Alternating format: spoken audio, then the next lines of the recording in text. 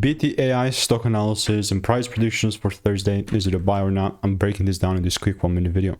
Here's the thing. We're sitting at 571 with a 17.65% correction. Technically, just looking at this, I'm looking to take it up, like genuinely speaking, because this is a normal bullish market. Well, why did it come down 17%? Well, maybe because it's been pumping lately like crazy, right? It's totally normal part of the game, nothing unusual.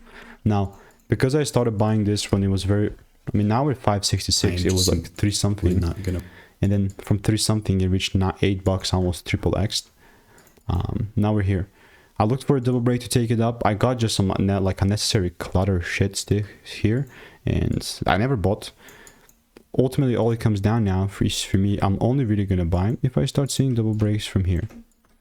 So I'm telling you, if I see first break about 583, I'll start to get excited. Then it depends the second range where we're gonna be at.